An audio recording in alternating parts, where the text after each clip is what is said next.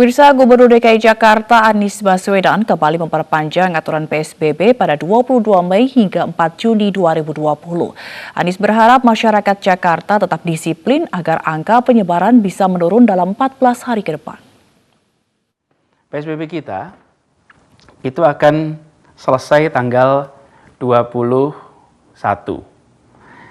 Bila kita melakukan kedisiplinan tetap berada di rumah 2 minggu ke depan, maka insya Allah setelah 2 minggu ini kita bisa keluar dari fase PSBB. Ini insya Allah bisa menjadi fase terakhir PSBB kita. Sesudah itu kita akan bisa kembali berkegiatan dengan meningkatkan kewaspadaan.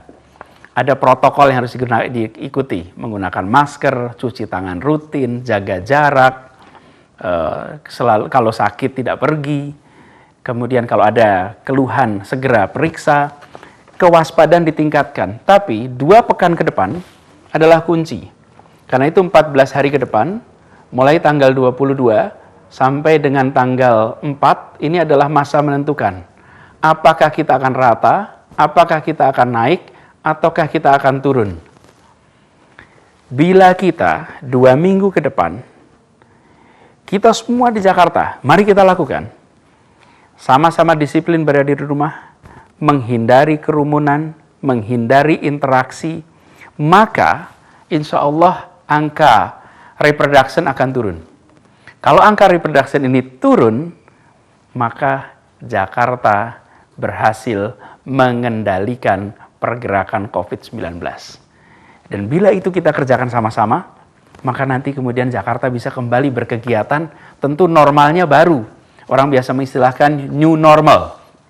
Bukan kembali seperti kemarin, tapi normal yang baru.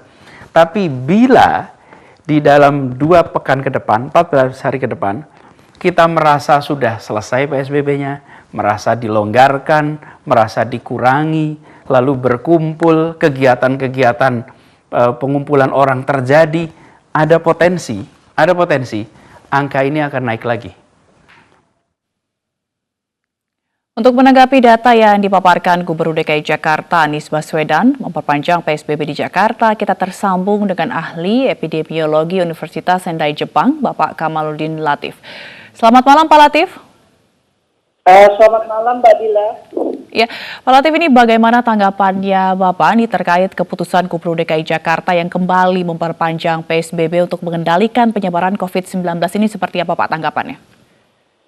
Ya, Mbak Dila, saya ingin mengatakan bahwa apa yang dilakukan oleh Pak Anies Baswedan hari ini dan mungkin juga akan dilakukan oleh kepala daerah yang lain yang mengacu kepada PP nomor 21 maupun Peraturan Menteri Kesehatan nomor 9 tahun 2020 tentang PSBB ini harus kita dukung. Meskipun secara epidemiologi, saya sebagai epidemiologi melihat ini sebetulnya abu-abu dan tidak ideal. Tetapi hal ini bisa kita tutup dengan melakukan PSBB yang ketat.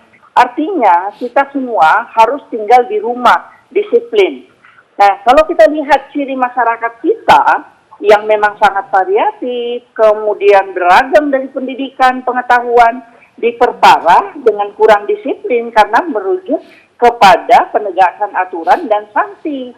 Sehingga kalau ada sebuah regulasi yang muncul dan memang tidak ada sanksi terhadap regulasi itu seperti PSBB sekarang, maka kita bisa lihat.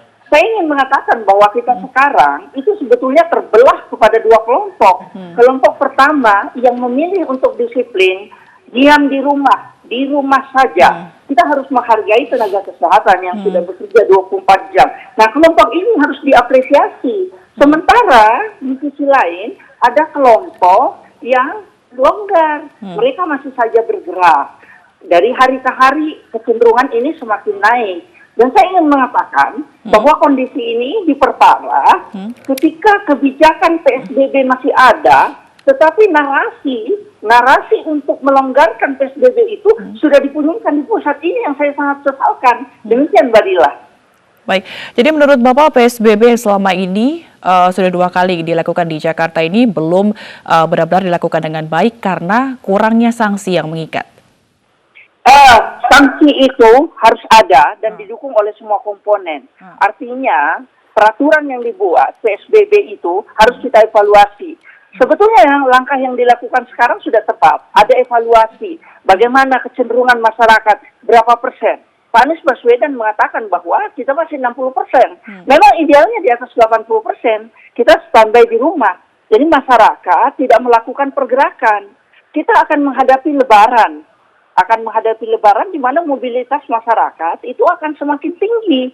Ini yang berbahaya kalau kita tidak cegah dari sekarang. Kuncinya adalah bagaimana kita bisa disiplin dan memberikan pencerahan kepada masyarakat. Apa yang disampaikan oleh Pak Anies hari ini tentang penularan, misalnya kurva yang disebutkan bahwa kita masih lebih dari angka 1. Artinya satu kasus itu masih mungkin menular kepada lebih dari 1 orang. Kalau itu tidak ditekan, maka wabah ini akan terus ada. Nah, pencerahan semacam ini, terlepas bahwa kurvanya masih belum ideal, angka reproduction number yang dihasilkan itu memang belum ideal. Tetapi menurut saya, masyarakat harus diberitahu kondisi yang ada, bahwa kita harus stay di rumah, walaupun lebaran. Itu menurut saya. Dan juga harus didukung oleh komponen-komponen pemerintah.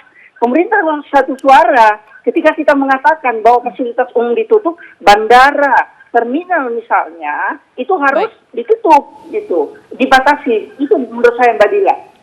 Baik, terima kasih Bapak atas informasinya. Bapak Komaludin Latif, ahli epidemiologi dari Universitas Sendai, Jepang.